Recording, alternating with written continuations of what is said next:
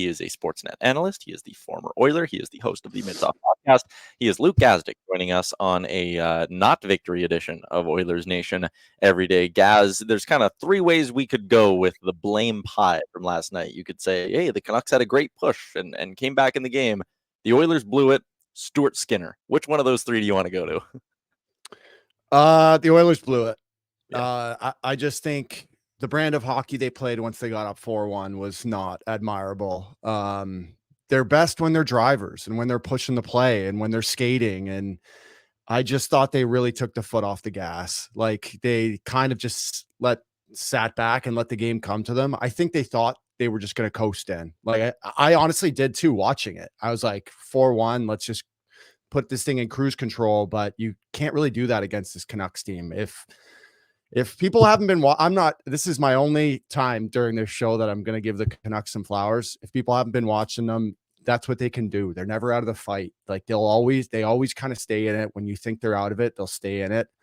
I just think they took the foot off the gas. Like, yeah, I want Skins to probably have a couple of those, like definitely the Garland one, even though that's a pretty sick move. Like I still want him to have that one. Nursey's got to be better. I think he knows that. Like probably the Miller and the Garland goal, he's probably got to have a stick. I didn't love that pair together last night. Cease and him, they know they have to be better. But I'll just put it on the whole team. Honestly, it wasn't great once they got up 4-1. What was your prediction before the series started, before I ask you my question?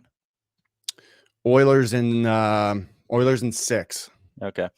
Do you think the Oilers can still turn this around? Like, I mean, Jay, you were just saying you want it to be a gentleman's sweep. You got to go pedal to the floor. Like, do you come out of that game yesterday with any concern about your prediction? Are you thinking now, okay, after what I watched last night, the Canucks maybe can push this thing to 7 games? I came away from that, honestly, with the same take I had before the game, which was, man, if the Oilers are, I said before, if the Oilers are at their A+, Vancouver has no shot. After watching Edmonton with their D effort last night, Luke, I feel like if the Oilers have their B effort in the next 4 games, they're going to win all 4 of them. Yeah, no, I'm not concerned. Game ones, I don't put too much stock into, especially in the playoffs. And listen, if Seelovs is staying in the whole series, that's the only X factor for me. If Demko ever comes back, then all these narratives kind of get thrown out the window for me just because of how good of a goaltender I think he is. But if it's Seelovs, that they have a chance every day of the week. Yeah, but Demko might be the one for me.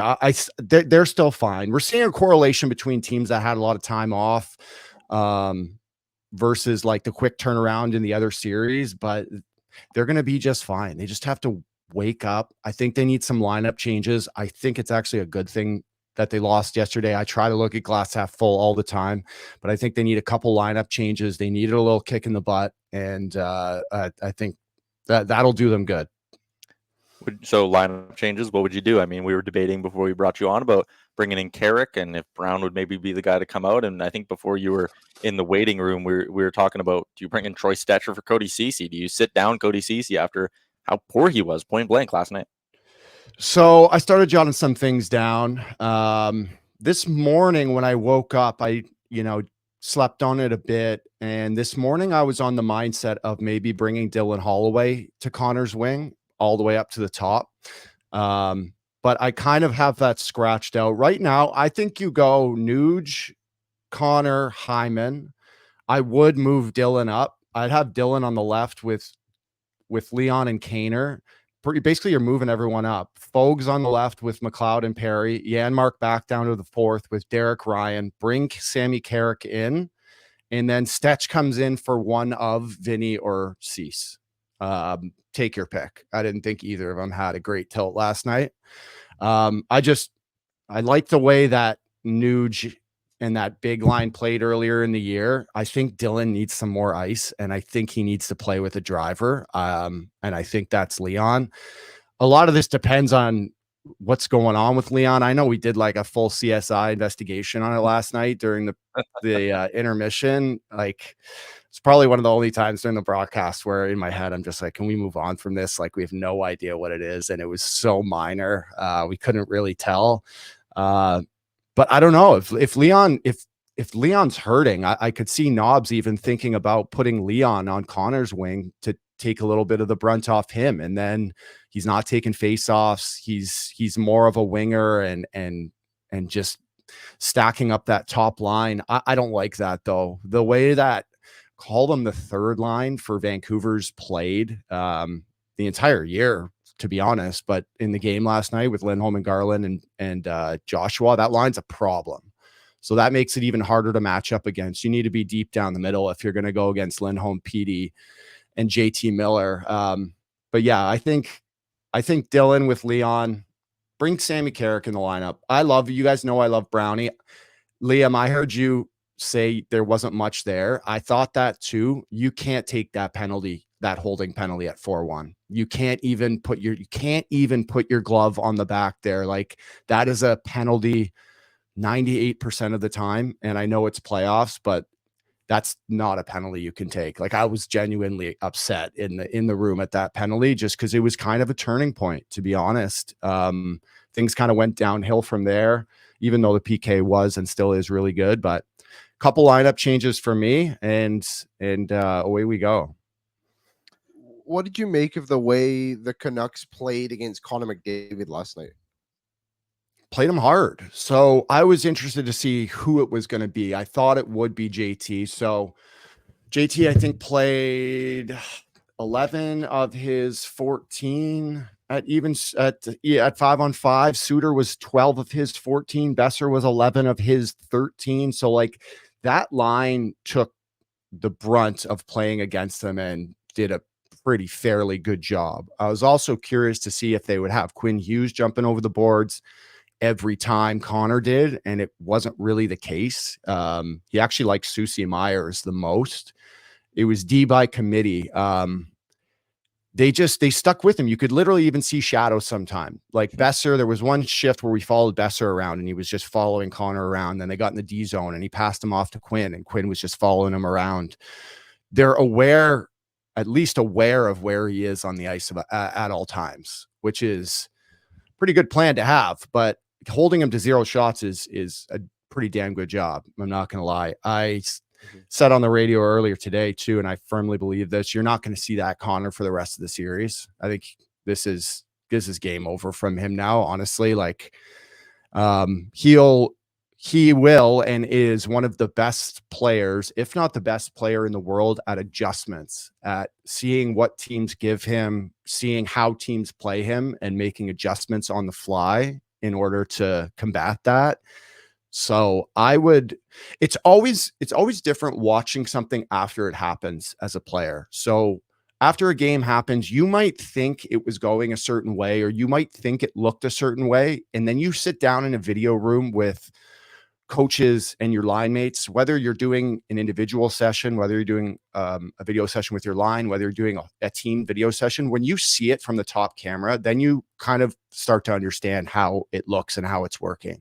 So it's always about taking a breath after the game, sleeping on it, and then being able to see it again from a different angle or different angles.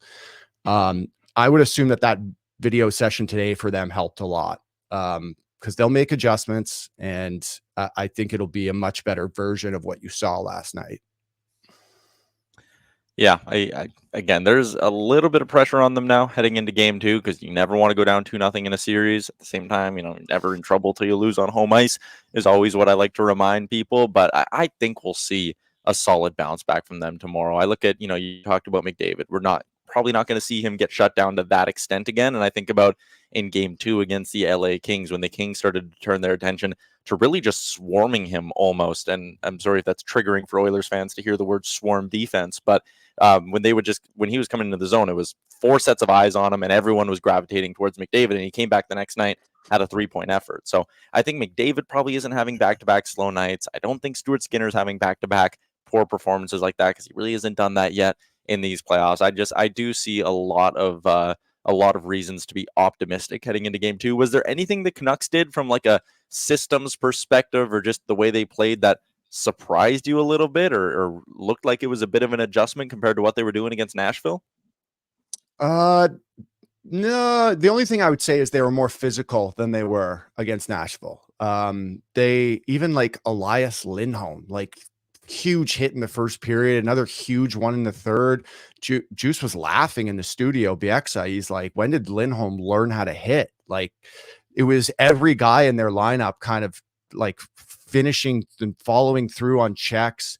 You know, they love the front of the net. So that's where they meet the physicality. Like, they love net front tips, screens, rebounds. Man, even I see that on the pre-scout. Like JT Miller's tip, you know they're going to be in and around the net. So that's where some of the physicality starts, but they generally weren't that team during the year. Like, they like to hit, but it wasn't a staple of their game. And I thought they just met the battle last night. And I thought they were way more physical, especially their decor too. All those big trees back there, they were way more physical than I thought they were going to be. And I think that might have caught the Oilers off guard a little bit. But they know now. We were obviously in the building, so we didn't get to watch you on the panel. But the chat was absolutely loving you, going toe to toe with Bieksa. It was fun last night. Yeah, it was good, man. Honestly, I'm having a blast. I'm heading over there after. I'm on every night here, so I got Carolina, New York tonight. But I try to call it not going to work. I try to call it just going to the studio because honestly, it's a pretty fun gig. Just getting to sit there. The games are the funnest part. You just sitting in the green room, 2 seats down from Ron McLean, and Juice BX is beside me, and we're jawing a lot, to be honest. He sees the game one way, I see it a similar way, but we do have our discrepancies. So it's pretty cool, man. Live TV is no joke, to be honest. Like, I still get on the desk and get a little flustered sometimes looking for my words, but I'm having a blast, man. And trying not to show my Oilers bias too much. I'll tell you real quick before we go here. I was trying to figure out what to wear. So we have these nice suits, right? And they're all tailored. And I didn't know how, I don't know, exactly, like I said, how Oilers biased I wanted to go. So I walked in yesterday and the stylist had already picked out some colors for me. And she doesn't know. She just likes what goes together. And I walk in there and I got a blue suit with a white shirt and a bright orange tie. And I was just like, do I go on the panel game one, just full Oilers get up, orange and blue, and really just announce my presence with authority? I was just like, no, okay, I got to go neutral. So I threw it away. But no, honestly, boys, it's a lot of fun. I think you'll see my homerism start to come out a little bit as the series goes on, because I can't stand BX selling for games like that too much more. BX, right? He's probably showing his allegiance, and I kind of like that dynamic. Like, why not?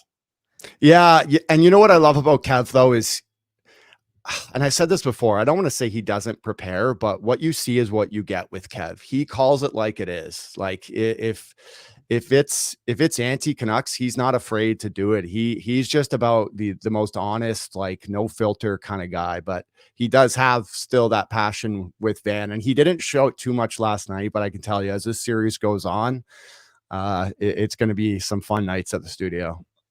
Does your guys' bias come through a little bit when you're just watching off the air during the periods? Yeah, and I mean, him not as much. Me, like, I remember I think it was the 2-0 goal, the point shot from Ekholm. I did a little selly. I'm like, let's go. But really quiet. Like, I'm not standing up, fist pumping, but definitely it just got away in a hurry. And it's funny, man, because as soon as the goals go in, we're not even they're already rewinding it on other TVs. We're already back that up. We're figuring out the play where it broke down. We're watching it from different angles. So after they scored those 3 goals, I was just like, what just happened? What it just happened so fast. So hopefully a better night tomorrow, because I would love a nice little Sally on air. If you do switch it up and go with the blue suit, orange tie, and they win, it's the rally suit, and you probably got to wear it every game day going forward. I know. I might have to mix it up, even just a little Oilers flair, maybe a little Oiler pin or something like that. I think I got to have some little ode to Oil Country. Okay, I know you're busy, but one more quickly for you. It's our Great Clips inbox question. Shout out to Great Clips with more than 4,400 hair salons throughout the United States and Canada. It's the world's largest hair salon brand and official partner of the NHL. Salons are locally owned and operated 7 days a week. For more information, check them out at greatclips.com. Great Clips, it's going to be great. Gaz, didn't want to let you go without asking you about what you thought about, the Sheldon Keefe firing. We knew it was coming. Worst kept secret in hockey. Everyone knew it was just a matter of time. But when you look at maybe some of the available coaches out there, is there someone that stands out as like, man, Leafs got to go get that guy? That should be the next coach. You know who it is. You guys know who it is? Is it Woody? He would be great there. That's a roster that I think he would do well with. I said it in the studio last night. He needs a good mix of young and old. He needs a team with skill and speed. He needs a team that needs a bit of a culture shakeup.